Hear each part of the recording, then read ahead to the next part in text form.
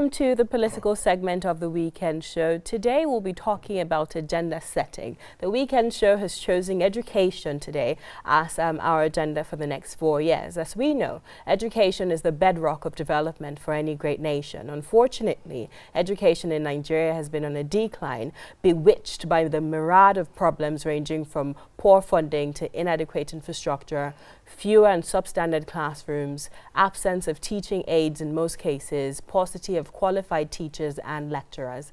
However, Nigerian students still find a way to adapt to these circumstances. On today's program, we'll be discussing the educational standards in Nigeria and what we can do to improve them. Well, education, we keep talking about education and how important it is for everything we are doing and development, but the numbers don't lie. We've seen that in Nigeria, the highest number of out-of-school children are from Bauchi State, which is about 1.2 million, and then the lowest from Edo State, about 79,000 people. The reality is we need to improve our educational standard and systems. We saw success last week. And so in this segment, we will be discussing setting the agenda for the next 4 years. And with us in the studio, we have three gentlemen. First of all, we have an activist and a political consultant, Austin Okai. Welcome to the studio once again, Austin. Thank you for having me. We also have a political strategist, a translator. I'm interested in knowing about the translator part, and a member of the President Muhammadu Buhari media team, Ayo Akanji, here with us in the studio. Hello, Ayo. Thanks for having me. Good morning. And finally with us, we have Ahmed Abubakar Tanimu Namu, a legal practitioner and a human rights activist. We will be discussing education today and where we want to see the educational standard and systems in Nigeria going in the next 4 years. I'll start with you because you're a member of the President Muhammadu Buhari's team. Yeah. From your assessment of the past 4 years of his administration, do you believe he has paid significant attention to the development of the education system in Nigeria? Oh, absolutely. I'll say that in the affirmative. And I'll start with the fact that when he came on board, after the fact that we had the tripod of security, economy, and fight against corruption, education was a very insignificant part of the president campaign about see how we can take Nigeria and Nigerians far more better. And that's why you can have the most ambitious project called the Social Investment Program that was initiated by the government to see how they can actually improve the amounts of people that can go to school. And I'll just choose, you have like 4 clusters. You have Empower, the homeschool feeding program, JEEP, and then market money. But I'll just come back to the main part, which is Empower and the homeschool feeding program. Now, our whole school feeding program has been feeding about 9.2 million kids in 26 states. And these were kids that they come to school every day with a meal. The whole idea was to see some parents actually don't really have food to give their kids to go to school. So when your child is assured of a meal in school, a very healthy meal, either rice that has egg or with beef or whatever it is, so that was constant. So the kids were actually happy coming to school because they have to eat, and that way you're bringing them into school. And so if you still, like Kaduna State, for example, had about 1.2 million enrollments of students, kids in school by 2015. But from 2015 to now, there's about 2.1 million children now back in school. So you can see that the policy of the SIP has found is been a tool to attract a lot of children or pupils into school, and that's adding more value to them. And you have Empower also too. Empower now goes to remote areas to teach students. Because you have some places whereby probably teachers that they're not properly educated, now you have graduates. Now they have a great skill sets. They give you an iPad that has all the questionnaires and all the reading instrument, teaching instrument for the students. So this is also impacting to the people at the grassroots. Barrister Ahmed, so it's interesting that he has said, and it's nice that Ayo has shed light on the school feeding program and how it impacts students going to school. Now, we've seen that in 2015, in 2018, the budget for education was 615 billion. It has now been increased to 620 billion. Now, while you look at this and say it's not even a significant increase, the reality is that the bulk of that amount goes to overhead and personnel costs. And so when we talk about school feeding, the sustainability, how would you actually rate progress in the government's attitude towards education? You see, we look at it from a holistic perspective, looking at where we are coming from, where we hope to be in the next maybe 10 years. globally, the educational balance has been disrupted with the coming of advancement in technology. You look at, is the country ready for the future? We are talking about technology, we are talking about innovation, we are talking about moving away from the conventional way of educating. A lot of Nigerians are very, very talented, and education don't necessarily means the model that we are used to. I think what should be the focus for the desired impact, considering the population, no matter the amount the government intend to spend, the impact will not be commensurate if the government doesn't move with the trend and the global community. Education, we are talking about having technology hubs across the 6 geopolitical zones, encouraging the use of technology, computers, and from the very grassroots, there are a lot of talented people that you ask yourself, the type of education that we are accustomed to, is it what will be for the future? Right now, you have people making giant strides in other climb, and we are still restricted. It's a mindset kind of thing. The entire nation have to have a change. The government alone cannot do it, no matter the resources that is being invested. We need private hands to come into it. A lot of us, there are a lot of successes. The success that you watch on that clip, a lot of Nigerians are having that same challenge, because the emphasis has always been that everybody is looking at, I want to get the best for my child. My child will have and to Ahmed, go to... I'm very happy that you raised these issues, because when we even saw the school that Success was attending, being renovated. the building was dilapidated. So It was it's about feeding exactly. now. So I like the fact that you brought up the curriculum, the core of what the children are actually learning. Having beautiful classrooms is one thing, but another thing is actually what is being taught to the children. And I like the fact that you brought that up, because there was a book that a friend suggested I read, and it said that the Harvards, the MITs, the Princetons, the mode of teaching, their curriculum is actually outdated for the 21st century, that we actually need to change that and advance that. So what we're doing in Nigeria, we've not actually reached that level that we are practicing. So what do we need to do? And I'll bring you here in Austin. What do we need to do to get it right, to ensure that our children who are going through this education system can compete, you know, par and par with other people, other children from across the world? Yeah, thank you. I think it's very, very important we tell ourselves the truth. The government has to be serious in terms of understanding what is obtainable in a global world. We are talking of a global community, and our own syllabus or curriculum is outdated. That shows we are far, far behind. So when we talk of education improvement under the government, which I don't want to blame President Muhammad Buhari government alone, it goes beyond school feeding program. And whenever you see, like my friend here, the advocate of or advocacy of or the promoter of this very government made mention of school feeding program, they only mentioned Kaduna State, Kaduna State. Is it the only Kaduna State that is existing? But he also said it's That must be because maybe the person in Kaduna has a particular, it's not functioning in Kogi State. It is. There's nothing of such. The governor announced a day before, said that they're about to commence. Can you tell me it is? It's not there. That is my state. It's not functioning. The school feeding program is not functioning in Kogi State. I am telling you, you can quote me authoritatively. How is it even functioning when there's no primary school or secondary school? When they have been on strike? Let's forget about that one. There should be a complete synergy between federal government and state government. And if possible, seek for further help, a helping hand from the country that are doing well in terms of education. Just as the lawyer said, what some of us learn from the school, up to date, we don't have opportunity of practicing it. What we are doing is completely different. That shows that the world is changing from what we were brought up into.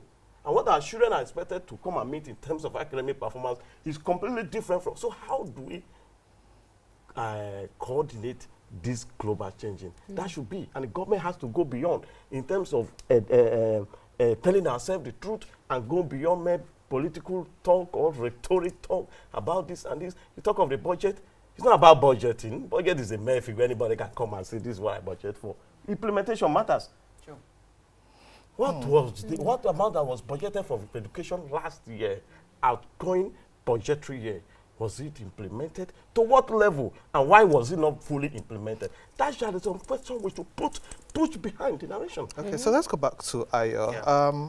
We've heard what Austin has said, but the most important take from that is the synergy. The federal government can have all the good intention and all the political will and put the budget, and if the state governments are not paying salaries, if we have strikes. So just towards the end of last year to this year, we had 90 days of strike. That's equivalent of a full semester. Thank you. And this comes to university level. And so tertiary education was put at a standstill.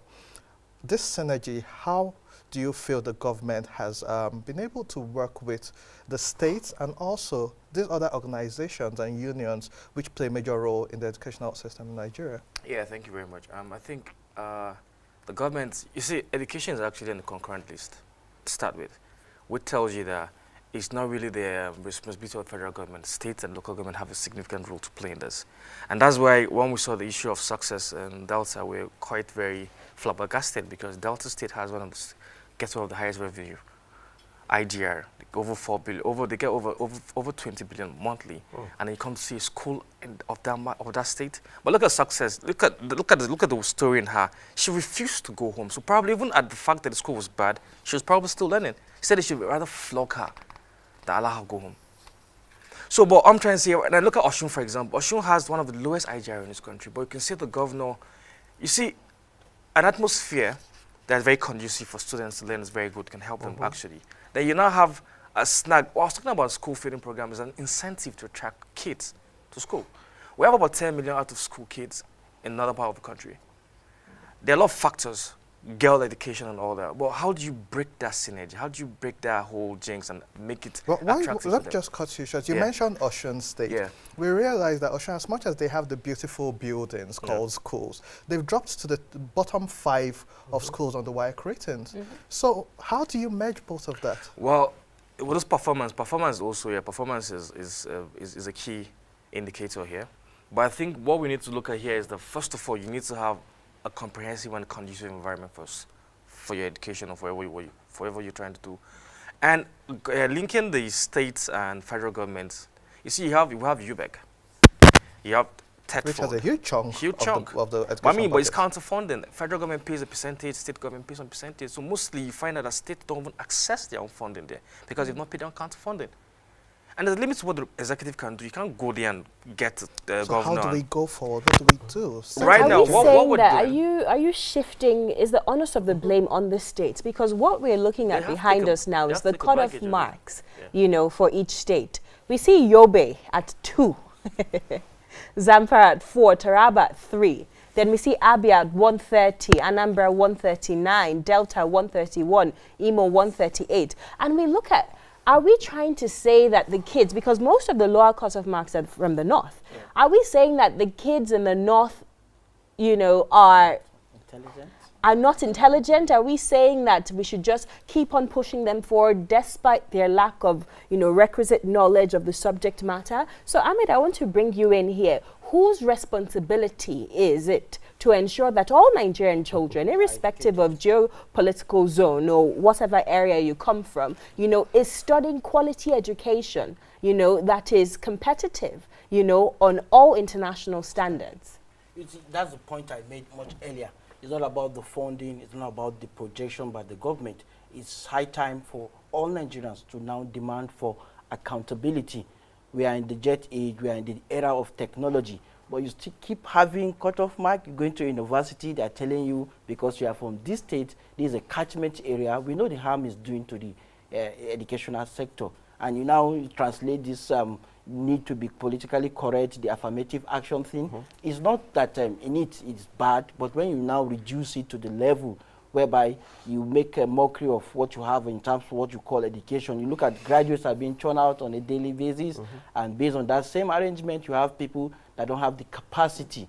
They might have all the certification by maybe traveling abroad to get masters and the rest, but you look at what kind of input are they putting in where they are employed, since even the employment too will be based on patronage, will be based on, so you see, we need to, there's a need for the education, the entire gamut of the educational system to be redefined.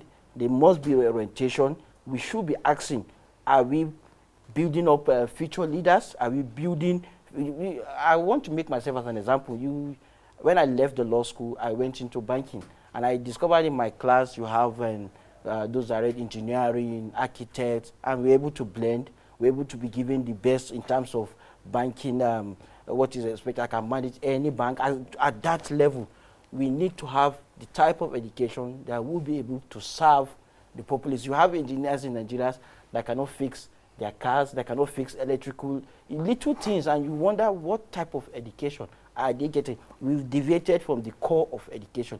Education should not be about the regular structures, and the structures, they are incentive, they are enablers, but should now go at what do we seek to achieve with the type of education we are giving our children. We need to have a complete overhaul of the system. The check-in in terms of monitoring, you go to schools, nobody check what is happening in the primary. Have you lately, some of us have attended public schools, have you visited your school to see the conditions they are? I went to my primary school in Kaduna, that's Army Children's School, close to the government house in the state capital, and I almost wept. Even the private schools, they're not putting in as much, energy and investment into improving the system. Unfortunately, we don't have enough time, so I just want to give you guys 30 seconds to quickly wrap up. What is the final solution? You've said, Ahmed, a complete overhaul of the system. Infrastructure-wise, the content check and of balances, content, what we are giving in, and people should be held accountable from all levels. Your final words, Austin. Yeah, I think there should be, the government has to give more attention to what is happening, what is trending globally in terms of education. And keep in, the Ministry of Education has to supervise not only the federal, that you have also the capacity to monitor what's happening each of the state or the federation when it comes to the public school. Very, very important. Okay. I think I'll just part with the fact of what the government is doing right now. The government has the next level for the next 4 years in education is that they're going to revitalize 10,000 schools every year, and then make them modern, make them like a lab, not really like a school. Also, they're trying to say they can have STEM for the students. They're trying to bring them into robotics, science, technology, because like he was saying, actually, we're moving to a digital age right now. We're trying to see other countries are making so much money from these resources. So how can we begin to export this kind of, and we have them actually here. We have about 4 incubation hubs. We extend that up, get more ICT, and then retrain the teachers in their personnel, in their areas of speciality, and that way they can probably bring more output for the people. 10,000 schools in the next 4 years. We will hold you guys accountable. We will hold you guys accountable. Gentlemen, thank you so much for joining us in today's program. We'll take a break right now. When we return, the sports segment of the weekend show. Don't go anywhere.